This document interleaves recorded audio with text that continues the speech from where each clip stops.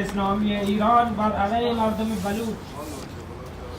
بلوچستان پهناورترین استان در ایران، اما دارای پایین‌ترین شاخص‌های آموزشی، بهداشتی، رفاهی و اقتصادی میباشد. سیاست‌های تبعیض‌آمیز جمهوری اسلامی ایران مردم بلوچ را عملاً شهروند درجه 2 و 3 و گاهن غیر ایرانی به حساب می‌آورند که وجود بیش از 100,000 شهروند بلوچ بدون شناسنامه گواه این امر میباشد. طبق آمارهای رسمی 70% مردم بلوچ زیر خط فقر و با کمترین امکانات رفاهی زندگی میکنند. شرایط بد اقتصادی و نبود کار در بلوچستان باعث شده است که تا بخشی از مردم از سر ناچاری و بدبختی برای سیر کردن شکم خود و خانواده خویش مجبور به گازوالکشی و مبادله کالا به کالا از دو مرز بلوچستان ایران و بلوچستان پاکستان انجام بدهند. این کار نیز با سود اندک و هزینه‌های جانی برای خانواده‌های بلوچ در پی دارد.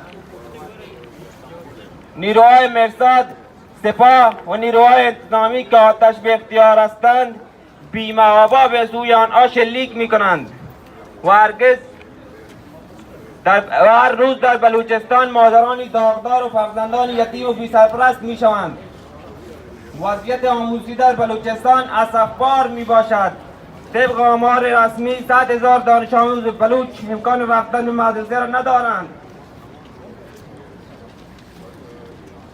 مدرسه در ذهن کودکان بلوچ یعنی کپر، سقف آسمان که هیچ شواهدی به مدرسه واقعی ندارند.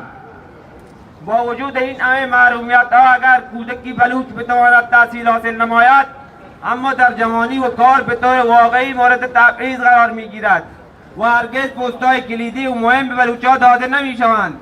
همه پست‌های کلیدی و مهم در دست غیر بومی‌ها میباشد و جوانان بلوچ و تحصیل کرده بلوچ که خود تحصیل به خاطر نبود امکانات آموزشی در بلوچستان یک پروسه سخت و طولانی میباشد، با این حال اکثرا بیکار یا پست‌های خیلی پایین‌تر فرستاده میشوند. نیروی انتظامی بلای جان مردم بلوچ هستند.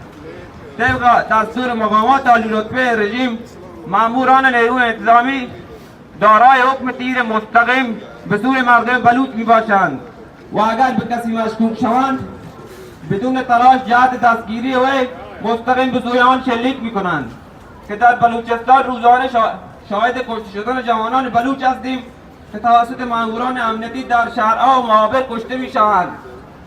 اخیراً در حادثه دردناک و شرم‌آور برای رژیم ایران در ایران شهر نیروی انتظامی اقدام به کشته شدن کودک 30 ساله به نام مرتضی روستا کرد.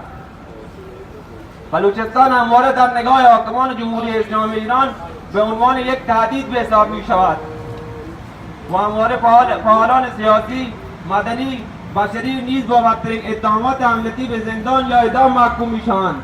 به طور مثال یعقوب مهرنهاد و ابلاغ‌نویس جوان بلوچ با طرح و مسائل و مشکلات بلوچستان به اتهام محاربه به اعدام گردید. اعدام محکوم گردید.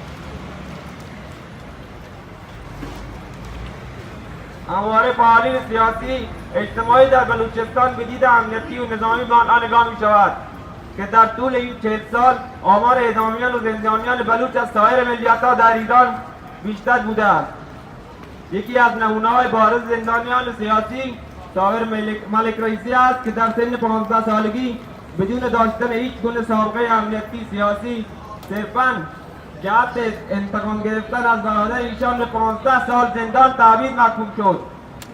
ظلم و ستم علیه مردم بلوچ انتهایی ندارد. در همه شاخص‌ها بلوچ‌ها در آخرین رده قرار دارند. ما جوانان بلوچ مصمم به توانایی‌های خود و با همکاری نهادهای حقوق بشری و بین‌المللی خواستار توقف تمامی اعدام‌ها، زندانی کردن و نقض حقوق بشر در بلوچستان هستیم. به امید روزی که ملت بلوچ به حق واقعی خود یعنی آزادی و حق تعیین سرنوشت و رفاه ملت بلوچ دست یابد. آباد و آزاد باد بلوچستان. منتوار سنگت حسن هود.